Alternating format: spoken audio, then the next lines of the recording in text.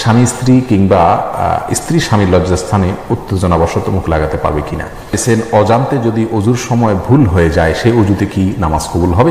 MD Naim Hasan আকার জানতে চেয়েছেন, অজান্তে যদি অজুর সময় ভুল হয়ে যায় সেই অজুতে কি নামাজ কবুল হবে। ভুলটার ধরন দেখতে হবে। যদি ফরজ কোনো বিষয় ছুটে যায় পরে আপনি নিশ্চিত হন তাহলে সেক্ষেত্রে তো আপনার নামাজ হবে না, ওই নামাজ দোহরাতে হবে। আর যদি অন্য কোনো ছোটখাটো ভুল হয় তাহলে কোনো অসুবিধা নেই।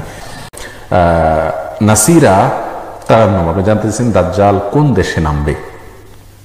দেখুন, দাজ্জাল পূর্ব দিক থেকে তার হবে, আপনার আবির্ভাব হবে, এটুকু হাদিস থেকে জানা যায় এবং কোন কোন ওলামা ইকরাম বিভিন্ন দেশের কথাও বলেছেন।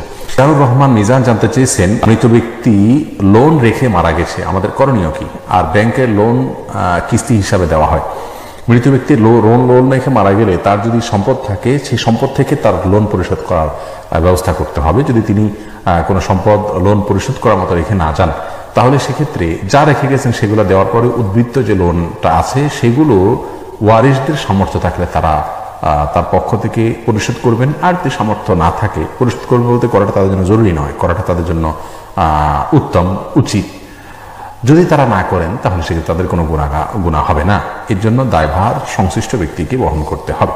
যদি আপনি আইডি দিয়ে প্রশ্ন করেছেন আকিকার গোশত কয় ভাগ করতে হবে, কোনো নির্দিষ্ট ভাগ করা জরুরি নয়। তবে কোরআনে কারিমে আল্লাহ সুবহানাহু ওয়া তাআলা কোরবানির গোশতের ক্ষেত্রে যেটা বলেছেন, ফাকুলু মিনহা ওয়া আতিমুল কানিআ ওয়াল মু'তারা, তোমরা নিজেরা খাও এবং সাধারণ যারা মানুষ কাছে চেয়ে বেড়ায় না তাদেরকে দাও, আবার যারা অভাবী গরিব মানুষের কাছে চায় বাধ্য হয় তাদেরকেও দাও। অর্থাৎ নিজেরা খাওয়া, আত্মীয়স্বজনকে দান করো, গরিবকে দান করো, এরকম 3 ভাগে ভাগ করা মুস্তাহাব। লিজা সামিনা আপনি জানতে চেয়েছেন, শুধু ঘরোয়া ভাবে বিবাহ বার্ষিকী পালন করা যাবে কিনা। স্বামী স্ত্রী মিলে যদি ওই দিন উপলক্ষে বিশেষ কিছু করেন সেটাকেও কোনো নিয়মিত আমল না বানাইয়া হঠাৎ মনে হলো তারা বিশেষ কিছু আনন্দ নিজেদের মধ্যে করলেন, হতে পারে।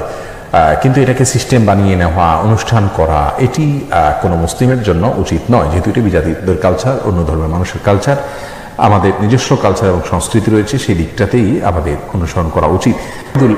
আপনি জানতে চেয়েছেন যে কোন রোগী ঝাড়ফুঁকের জন্য নিয়ে গেলে বেশিরভাগ সময়ই তাবিজ দেয়, যা অনেক আলেম শিরক বলে। এক্ষেত্রে কোরআন হাদিস ভিত্তিক চিকিৎসা কি।